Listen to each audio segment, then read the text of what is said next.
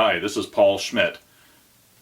I'm doing a little video here to introduce and review the new Tiger Tuba put out by Rheinsound Music in Beijing, China. This is, as far as I know, the first production all-plastic tuba, and it is a rather interesting instrument because not only does it function well and sound good, but it is very affordable and is more than just a novelty, in my opinion. I'm going to share a few things with you that I've learned in the relatively short time I've had this instrument. I'm doing this video in early April 2015, and I only obtained the instrument about a month and a half ago, and I was having some trouble with the valves originally and got instructions from the factory about how to take them apart. I was concerned that I might damage the instrument, but it turned out the valve assembly, disassembly was very simple and very straightforward, even more so than a normal rotary valved instrument. With it being a plastic instrument, I thought maybe it would be different.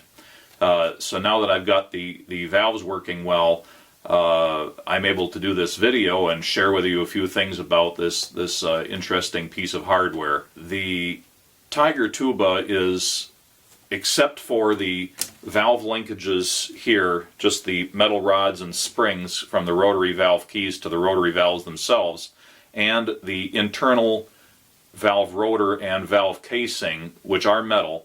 Everything else on the instrument is plastic.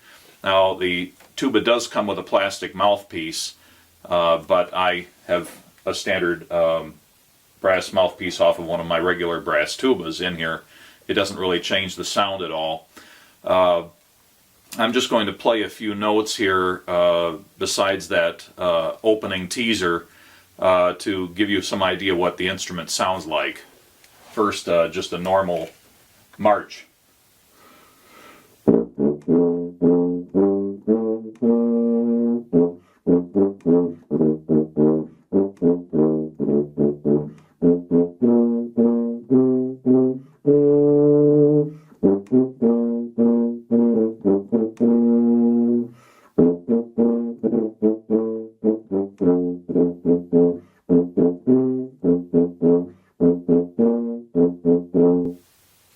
Perhaps a few notes from the Holst first suite.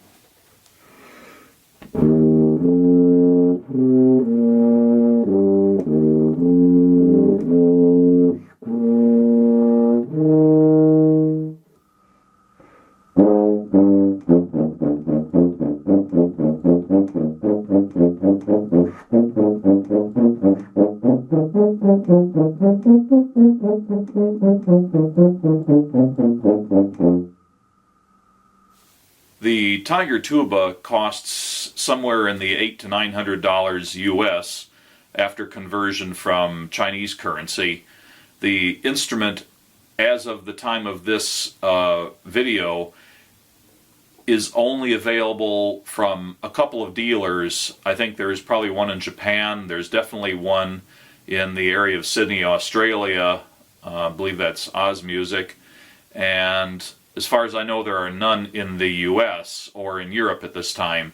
I've actually contacted all the major suppliers in the US that I know of, such as Woodwind Brasswind and the affiliated companies, places like Taylor Music, and none of them were interested in carrying this instrument, although most of them do carry the related instruments, some of which come from Rheinsound, like their plastic trombones, the P-bones, and the plastic trumpets, which have been getting very good reviews.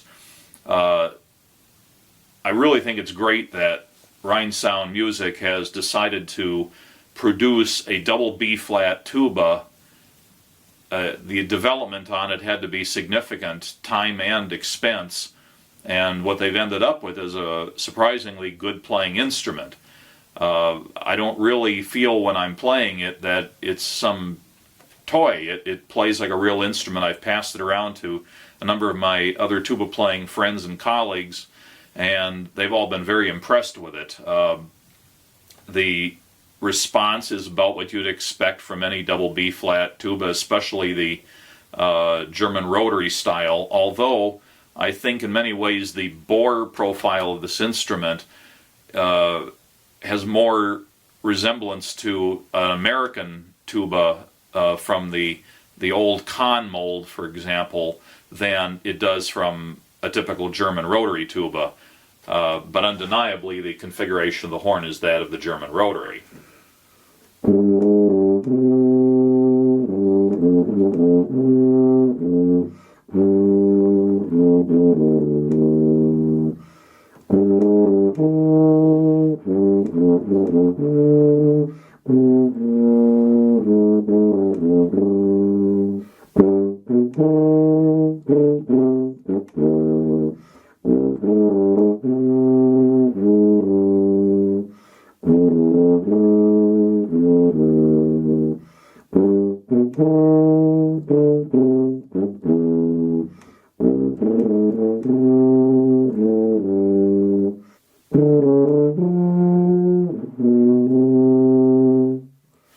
When I first found out about this tuba on the Rhine Sound Music website, they had many different colors available. They had a metallic gold or metallic brass colored, a metallic silver color.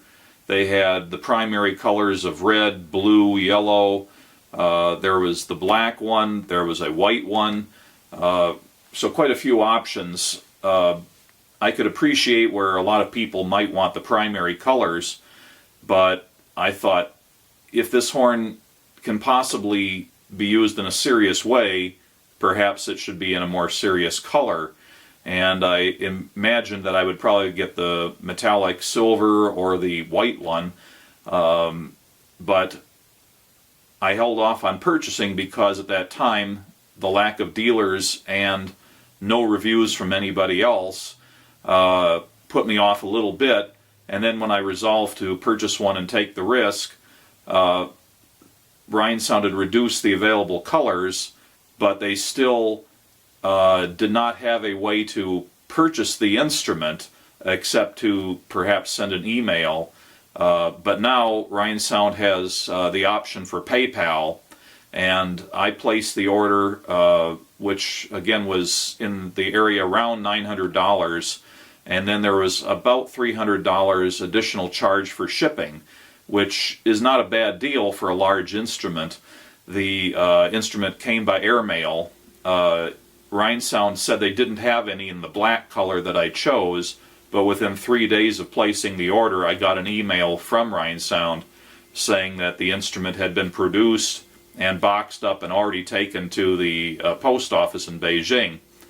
And within just about 2 or 3 days of that, I got a tracking confirmation that the instrument had arrived in New York City at the airport. And then it took about 5 to 6 days to make its way, apparently by truck, across the country to my area, Chicago. And it was delivered, so roughly somewhere between a week and a half and 2 weeks from the time I ordered it, which is really quite good. And it arrived in a large cardboard box, only slightly larger than the instrument itself, and with almost no padding, which shocked me at first until I remembered this is a plastic instrument made out of ABS plastic, which is widely used in things like car bumpers and so on. It's a very tough material, and it didn't really need a lot of padding.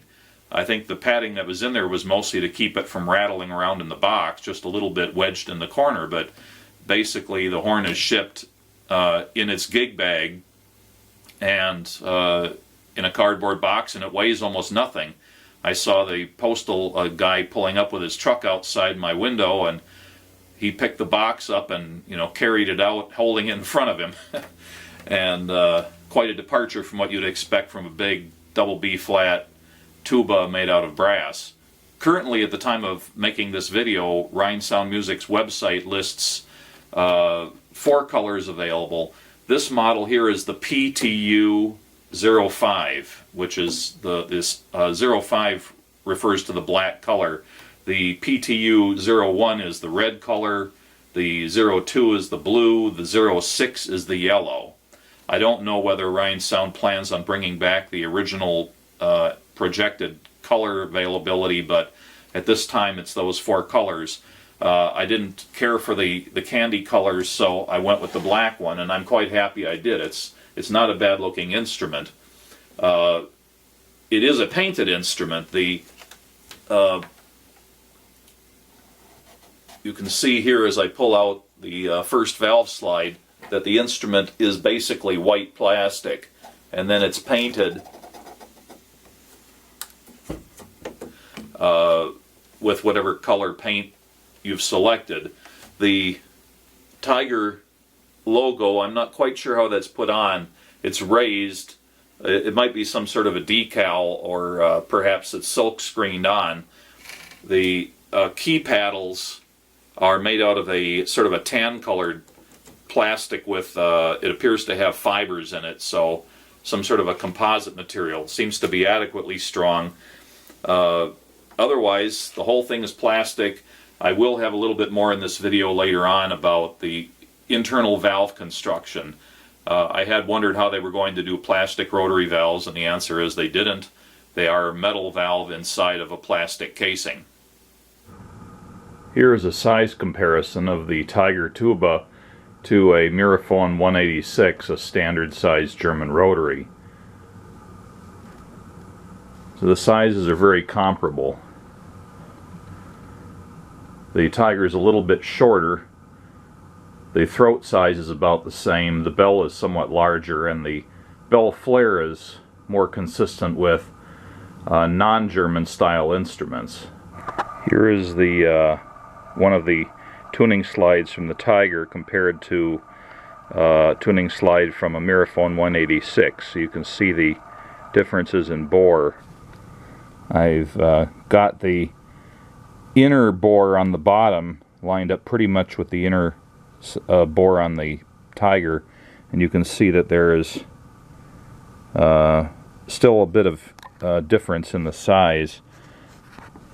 The technical specifications, the bore on the Tiger is 21 millimeters, whereas something like a Miraphone 186, pretty standard size, is 19.6 millimeters.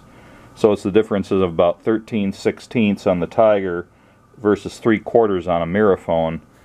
The bell on the Tiger is 19 inches, whereas something like standard German rotary might be more on the line of 17 inches. So again, a bit bigger bell. The instrument is a bit shorter from top to bottom than a standard German rotary, but not by much, just a few inches. Now, this instrument feels, when you're carrying it, it feels like it weighs about 1/4 as much as a standard B-flat tuba. But I was very surprised when I weighed my Miraphone 186 that it came in at 19.6 pounds, and the Tiger weighed at 12.8 pounds. That weight difference of 19.6 versus 12.8 means that the Tiger weighs roughly 65% of what a standard German rotary B-flat tuba weighs. So closer to weighing half as much than weighing as much. A very noticeable difference in weight, although hardly the third or a quarter that I thought it might be. So here's an overview of the instrument from its physical characteristics. Here's the Tiger logo.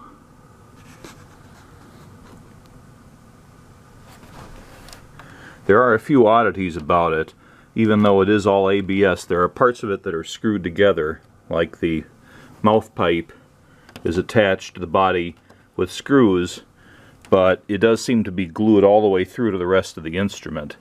And Ryan Sound has advised me that these screws are for assembly, but aren't intended to be taken apart later on, at least not easily. I found a few anomalies, even though it's generally laid out quite well. The second valve slide gets it about this far and then runs into the fitting for the thumb ring, and it's possible to get it out. You just have to trust that the plastic is a little flexible and haul it out. You can see this is really just plastic tubing here.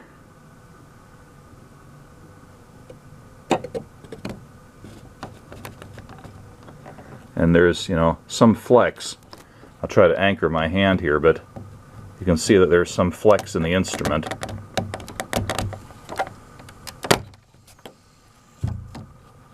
Pretty good compression, you can hear that.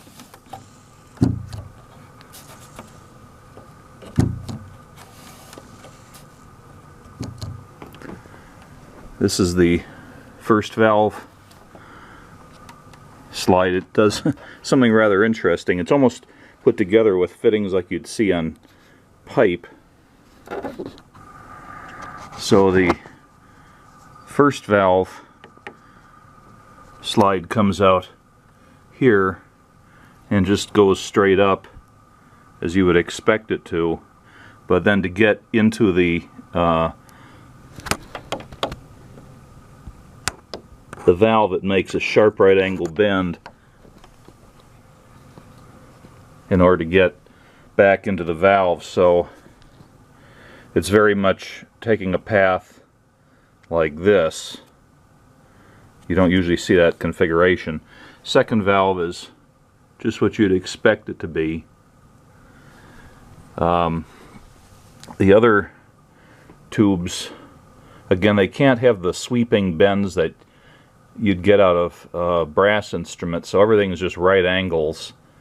It doesn't seem to affect the playing very much.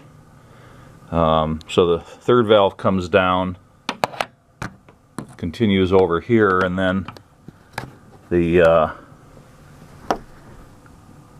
tubing makes that bend to get over to the slide, and then you've got the third valve slide here.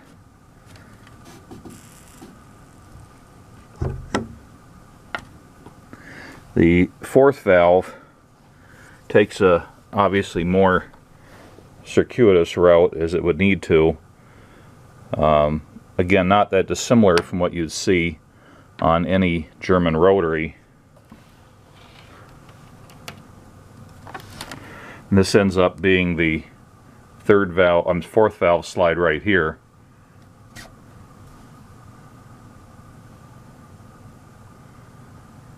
It has the extra loop here.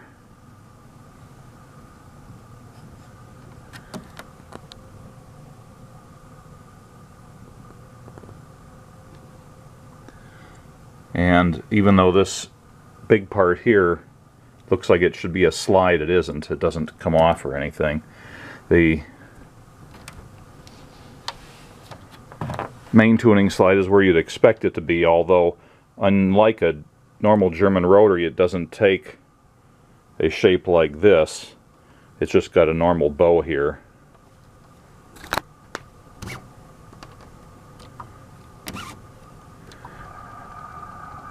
Water key has a rubber O-ring in it that sets into the plastic water key, and that's what makes the seal. Here's a close-up of the valve linkages. It has this bridge structure which arches up over all the tubing and screws onto the body of the horn, and then there's another bridge structure here that does the same thing up at top, and then this arches over and provides the support for the valve levers.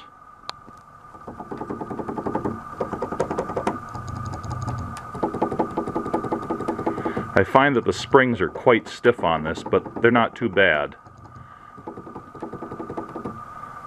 As I will mention elsewhere in the video, there aren't any scribe marks on the rotors to show you what the alignment is, so you have to rely on these bumpers to define the ends of travel for the rotors. They really shouldn't have a big problem since they're made out of durable synthetic that probably won't wear out for a long time. The bell crank is also just a piece of plastic, but the linkage itself is metal and has adjustments on it. These are sort of mini ball type linkages.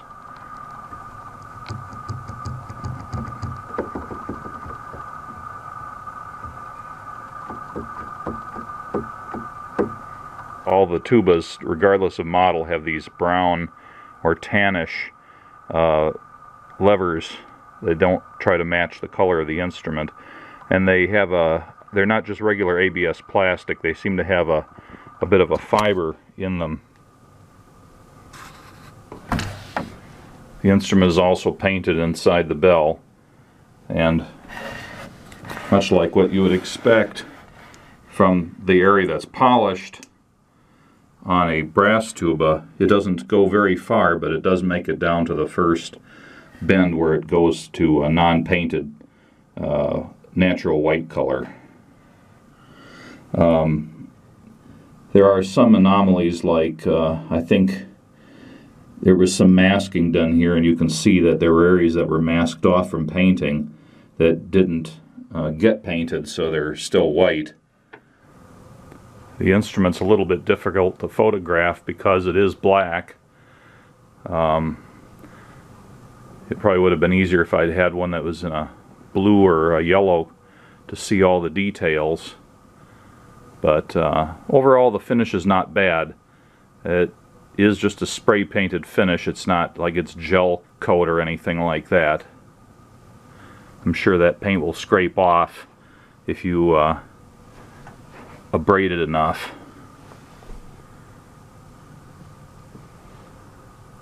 There's the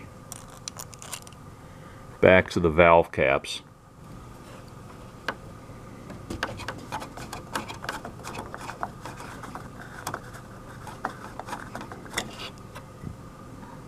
It is a brass lining inside the plastic valve case, and then the front and back plates are also brass. And I'm not sure what the rotor is. It's some sort of a very lightweight metal that appears to be molded and then lightly machined. So fairly normal rotary valve construction, and everything is designed to be taken apart pretty easily. I think that the valve lining is glued into the plastic outer valve case. I don't think it can be removed. The valves on the Tiger Tuba are essentially normal rotary valves that you'd see on any rotary instrument, but there is the plastic component. So in this part of the video, I'm going to dismantle the valves and clean them and demonstrate the factory approved process that I got from Ryan Sound Music for taking these apart, cleaning and lubing them, and putting them back together.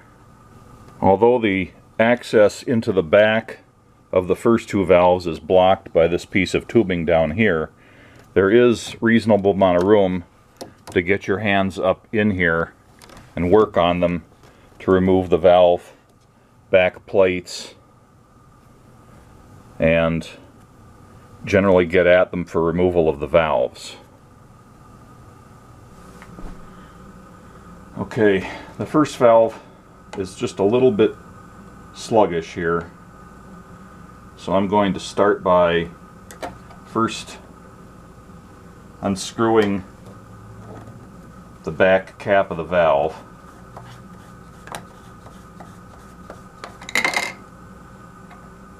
This is just a plastic cap like you'd get on the top of a milk bottle or something, although it's painted to match the rest of the instrument. So nothing fancy here, just a threaded cap. Secondly, using a Phillips screwdriver to remove the screw on the top of the bell crank, and it should just pop right off. Don't really want to lose the screw that's in there, so make sure it doesn't fly off across the room. Now you're left with the two bumpers and the metal shaft of the valve itself. Now normal practice would be to use a rubber or a wooden mallet on this. Rhind Sound just recommends tapping it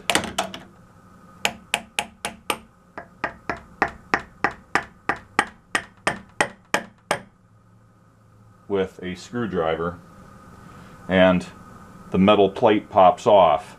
There are no marks on this plate to orient it with anything else. It's not like a normal rotary valve that you would see that has scribe marks on it to align it with something, and there's also no raised collar around the bearing.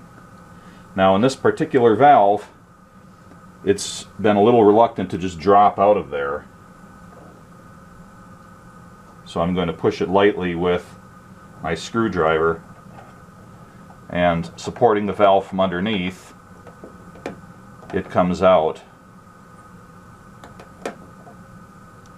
This is a very lightweight valve. I'm not even sure what it's made out of, really. It's very large. When I ping it with my finger, it sounds like metal, even though it's got a finish that almost makes it look like shiny plastic. Not really sure that material. This is a well lubricated valve, but I still found it to be a little bit sluggish. I can see machining marks on here. It's not highly finished, but it is a metal valve. Now, it's going to be a little hard to see in this video, but here you can see that this is a plastic case for the valve, which joins it to the plastic tubing. But inside you can see the, let's see, get the camera at the right angle, you can see the metal internal sheath of the valve, more like a metal sleeve.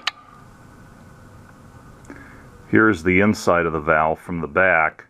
Once again, you can see the plastic outer jacket of the valve, and then the brass inner sleeve, which is just a piece of brass tubing.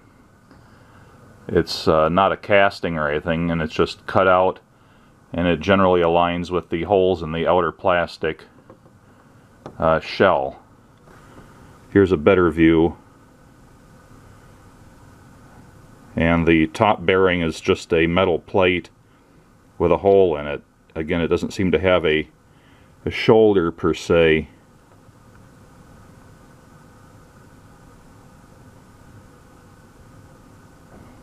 And there isn't any kind of a lip or anything that the back bearing plate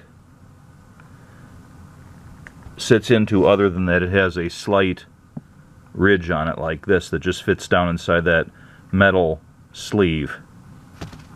Rhind Sound recommends the use of what they call fast oil, but they illustrate as being Alkas fast oil, as a solvent for cleaning, as well as a lubricant for the rotor surfaces itself. Now this is a very thin oil, and as we know, petroleum oils like this, especially the thin ones, tend to evaporate pretty quickly and not remain on the instrument for very long.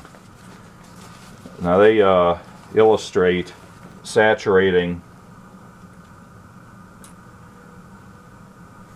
a rag with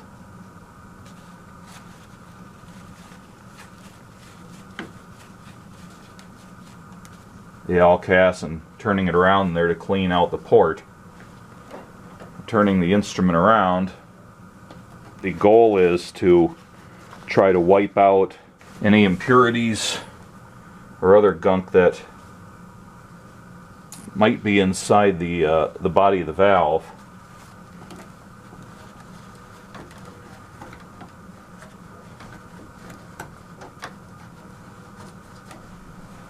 It's really impossible to get your hand in here for these first two valves, except to reach through from the bottom like I'm doing.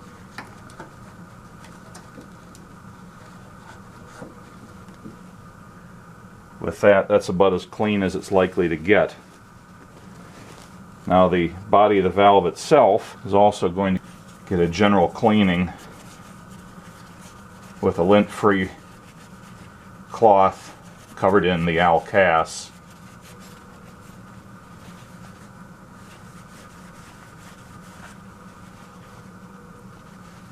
Trying to remove any remains of any other oil that may have been on there.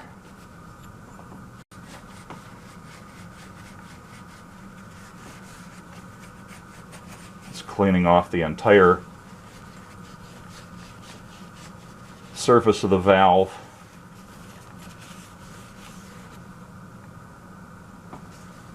As well as the back plate of the valve.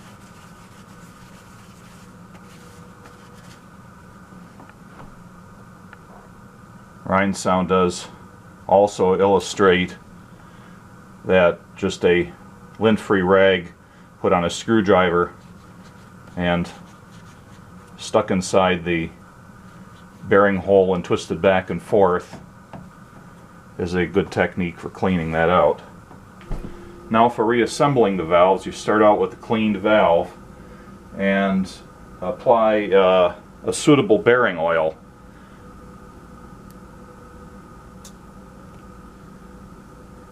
They recommend Hetman number 12, which is actually a rotor oil, and I'm using the Hetman light bearing and linkage oil, which is lubricant number 13.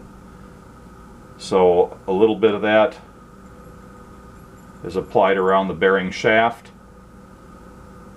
and then Hetman light rotor oil, which is their lubricant number 7.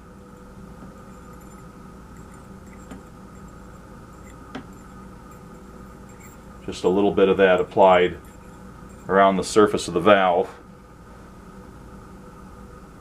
And then here's the tricky part, trying to get it in from the back.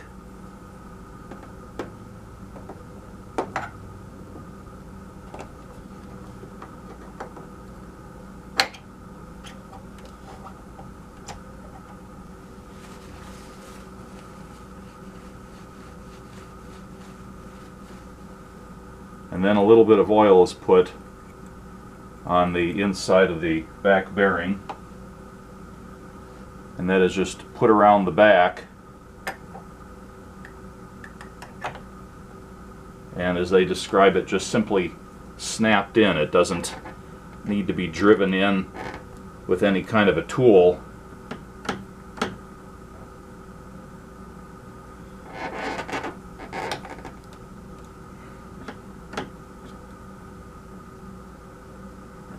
The bell crank can be reassembled, and it needs to, the valve itself can go either direction. It seems like the easiest way to do this is to orient the valve stem so that the flats are on the top and the bottom, and then aim the bell crank so it's facing in the same direction as the other valves that are currently on the instrument. That's a good reason to do these one at a time. And then just kind of feel around for the hole and push it on. Now the little screw that's been saved from before,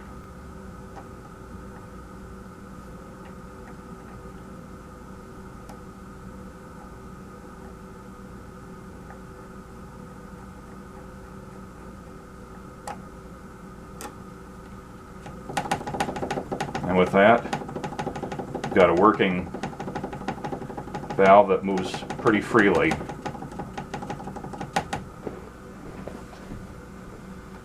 Finally, the back cap is put on and threaded into place.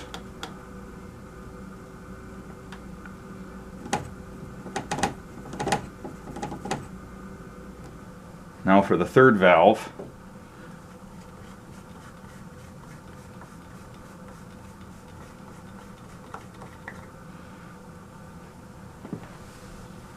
Back cap comes off. Wipe that guy off. Remove the bell crank.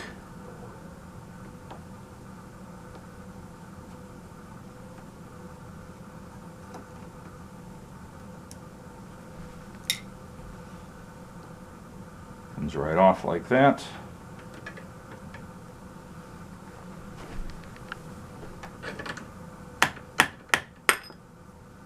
Tap it until the rear plate comes off.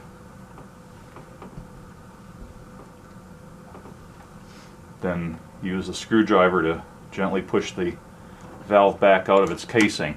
When you do this, you can really feel the compression on the valve. As I said before, it's very tightly machined, and it doesn't want to come out because of the compression.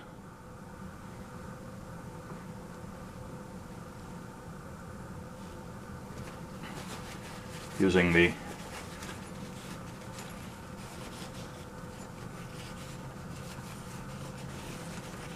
these valve rotors are smooth as glass, and you have to be very careful not to drop them.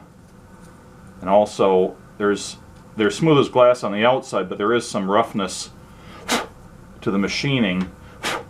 So if you're wiping in here, it's probably going to pick up a little bit of lint from your rag, and you want to make sure that you've got that dislodged so it doesn't come off later and jam up the valve.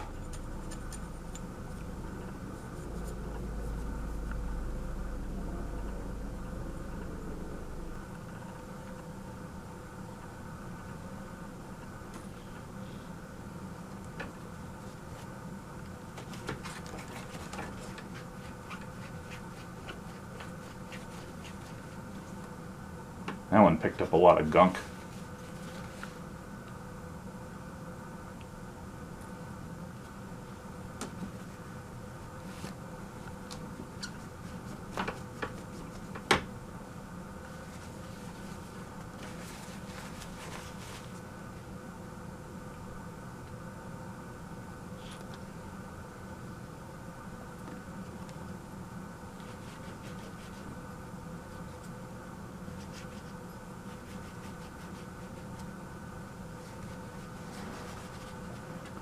Now that the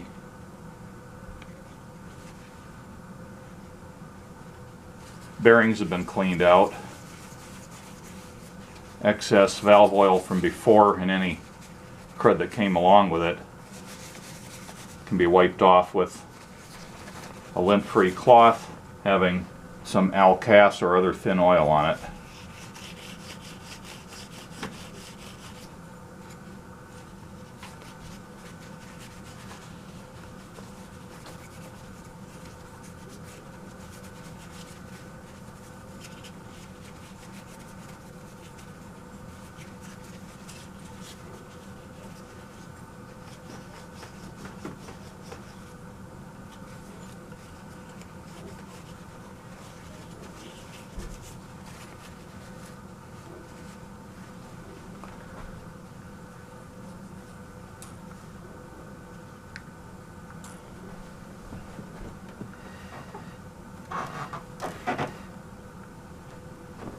Now that I'm down to the third valve, it's no longer blocked by the tubing, and the inside of the valve is a little more visible.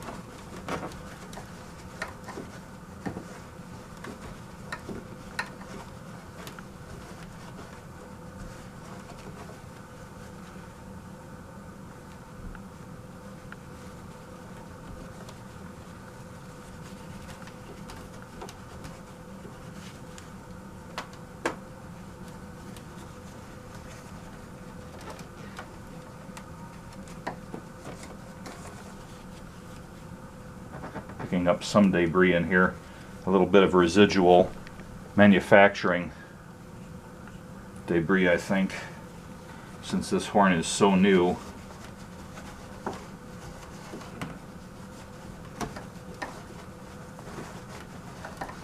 And I'm trying to clean off the front plate as well, and that looks pretty clean. So Hetman number 12 on the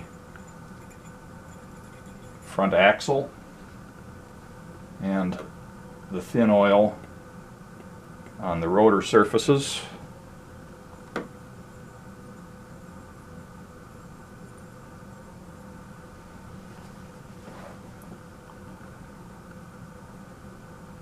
It just goes right in from the back. Once again, it fits in there very tightly, so it feels like it's got compression just sticking it in. And it's necessary to spin the valve around a little bit, and you can feel it loosen up.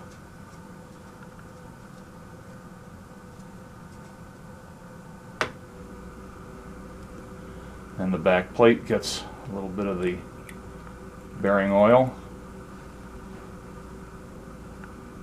And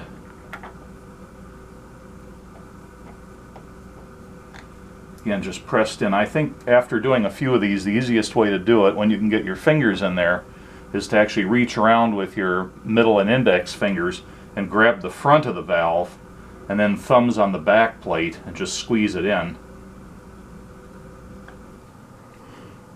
So here's the back plate on. The valve is spinning pretty nicely in there.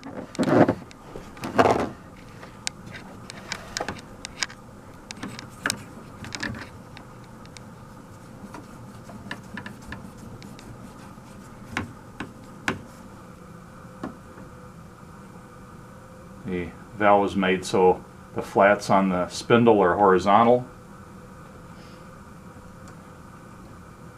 The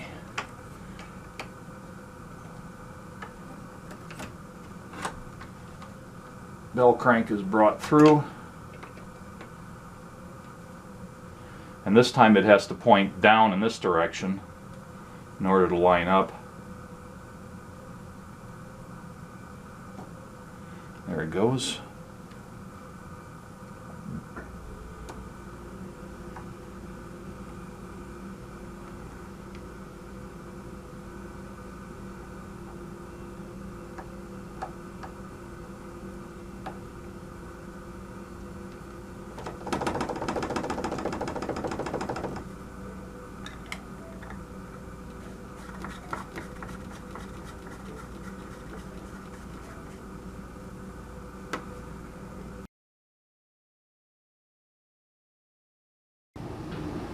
On a typical German rotary tuba, or for that matter most tubas, the back side, or in other words the player side of the instrument, the thing that sticks out the closest to the player is the bell tube, and the opposing up tube, and all the internal tubing is tucked away inside, so you can pull the horn as close to your body as you would like for comfort. By contrast, the Tiger tuba has this inner loop of tubing which sticks out quite a ways beyond the main body of the instrument on the player side. And at least I found that I was unable to hold the instrument as close to my body while playing as I'm accustomed to with other tubas. This is not a big deal, but it is something to be aware of. The Tiger tuba comes with a plastic mouthpiece. I don't know what material it is. It feels like Delrin or something. Here's a comparison of mouthpieces. Here's a good old Miraphone C4 next to a Miraphone TU-23, which are the same mouthpiece, just older and newer designations. And then here's the Tiger 31 that comes with the Tiger tuba. Now the Tiger mouthpiece is also marked Warburton USA, which is a Florida company. I checked the Warburton website, and they don't list any plastic mouthpieces, nor do they list a model 31. They have a 32 and a 30, so I'm not sure exactly what this means, if Warburton made this for Tiger or if it's a licensed deal or what. Anyway, the Tiger does use a standard shank, so even though it doesn't show up all that great in the picture, the diameters are identical on the shanks. The cup diameters appear to be identical. They somehow, through the camera viewfinder, look different, but just looking at it with my eye, it looks like the cup diameters are the same. And the depth on the cup is pretty close to being the same. And I think the throats are pretty comparable as well. Once again, the reflections in the metal one make it look larger, but they're very comparable mouthpieces. So this is a pretty mainstream mouthpiece here for a double B flat tuba. The Tiger tuba comes with a gig bag. It's a very basic gig bag, nothing deluxe here. There's no padding in it, but again, an instrument that can't be dented doesn't really need any padding. It just needs a way to carry it around. So this is some sort of synthetic, like nylon fabric. It has two pockets in it, one on the inside of the bell cover, which is a good place to carry your mouthpiece and maybe a bottle of valve oil. And then it has a zipper pocket on one side, which is just big enough to put a typical piece of music, although not big enough to put a music folder.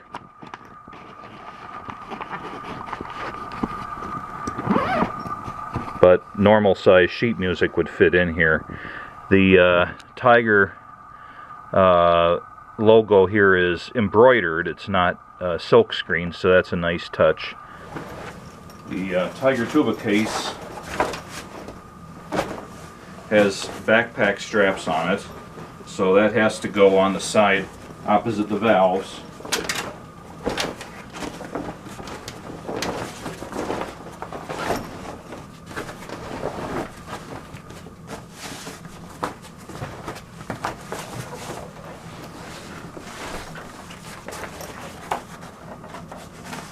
I found that the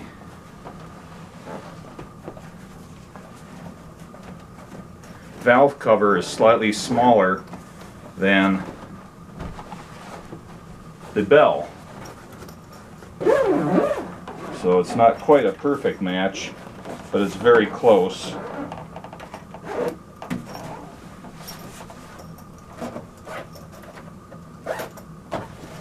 And so this is the Tiger tuba in its gig bag.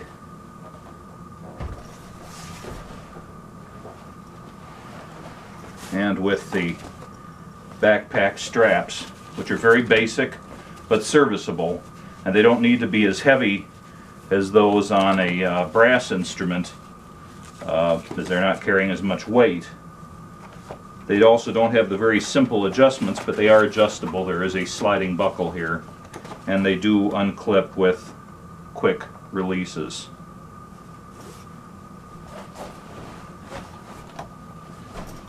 So I hope this video has been useful to anybody shopping for and evaluating the purchase of a Tiger tuba. Thank you for watching.